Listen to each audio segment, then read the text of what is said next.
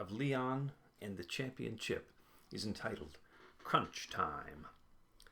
The oath held, no one did rat. During the weeks that followed, the fifth graders who had entered the potato chip pact all kept their mouths shut.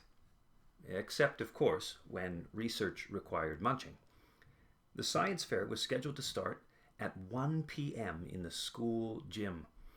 Exhibitors were given the morning to set up their projects. Leon arrived early and distributed Trimore Towers bedsheets to each of his co-conspirators. "What's the sheet for?" asked Thomas Warchowski. "To hide your project," said Leon.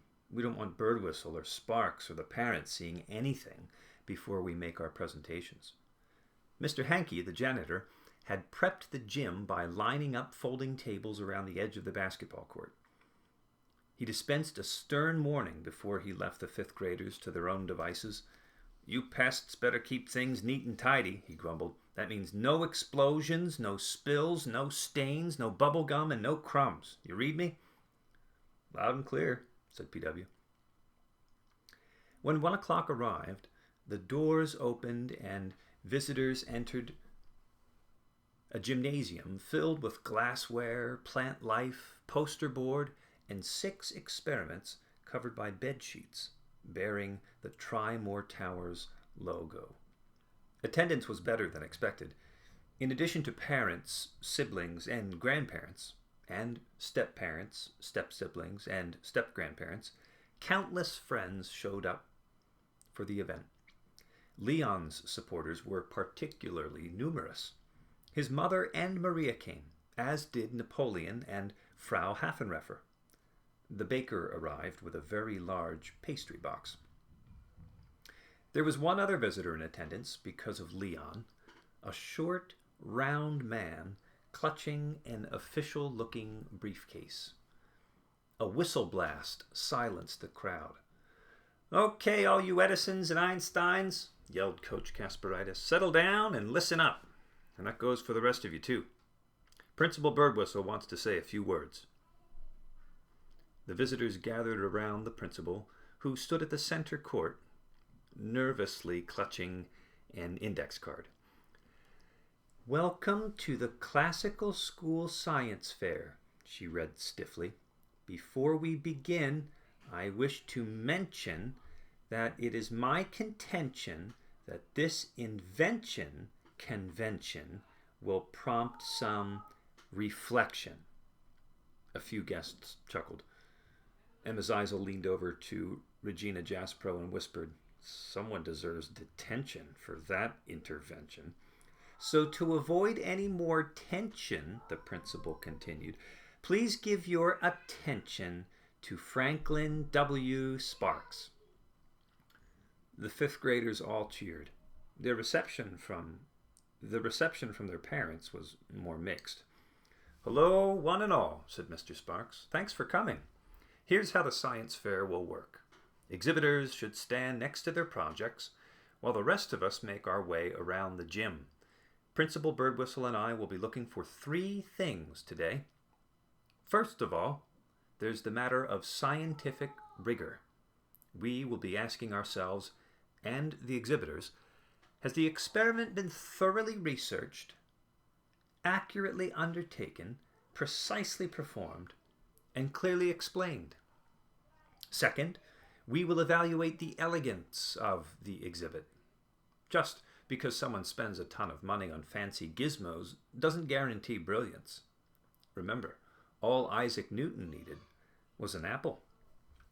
Finally, and this is a biggie, we'll be assessing the wow factor, the originality of the project, and its broader contribution to the world in which we live.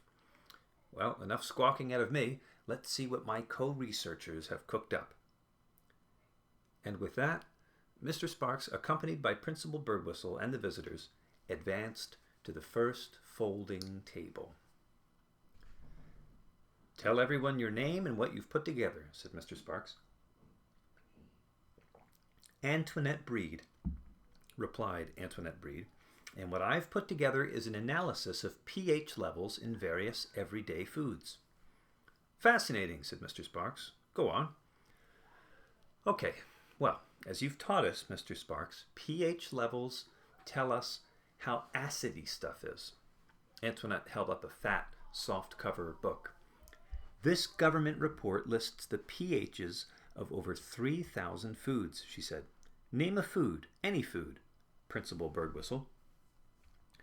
Graham crackers, the principal said blandly. Antoinette scanned the G's. It says here graham crackers have a pH level between 7.1 and 7.92. Anyone else? Boiled tongue, said Emma Zeisel. She had a soft spot for tongue sandwiches. Antoinette flipped back to the T's. The pH of tongue is 6.2. What about caviar, darling? Antoinette rolled her eyes before turning to C.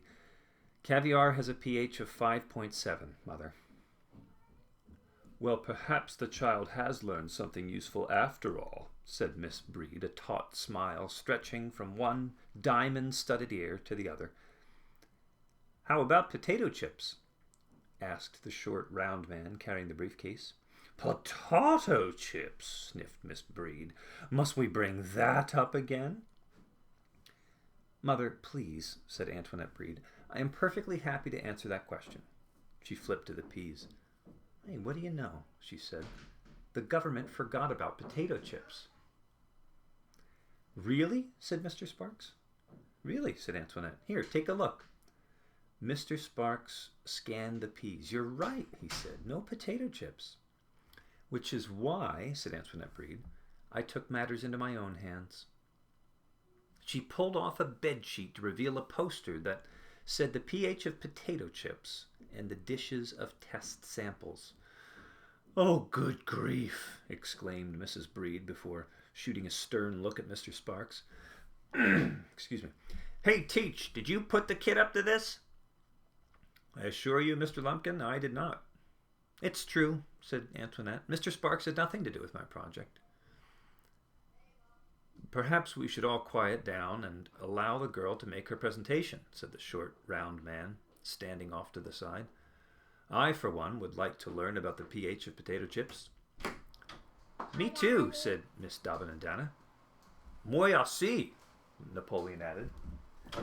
Principal Birdwhistle raised her hand to halt the outbursts. Go on, Antoinette. Okay, said Antoinette Breed. Here's what I did. First, I crushed up different brands of chips. Then I mixed them into a paste of saliva. How revolting, said Miss Breed. Antoinette Breed pushed on. I tested each solution using a pH strip and found that the average plain potato chip solution has a pH that's as neutral as water, meaning a 7. Seasoned chips, however, are a whole different story. She tapped a chart on her poster. As you can see, the salt and vinegar chip solution registered a pH of 4.5. That's about the same acid level as acetic acid, sputtered Dr. Parmigiano. And people wonder if potato chips are dangerous. Lemons have a similar pH, Antoinette Breed countered. If you're thinking of banning potato chips, you'll have to ban lemons and limes, too. Let's not be hasty, Miss Breed cut in. I can't imagine my recipe for lobster a la Breed without a splash of lemon juice. Mr. Sparks surveyed the exhibit. Zesty work, Antoinette. You and your mother should be very proud. Yes, well, I suppose, Mrs. Breed allowed. With that small but unexpected endorsement, Mr. Sparks quickly moved on, pleased that one parent, at least, was mildly less critical of potato chips, and even, perhaps, of him.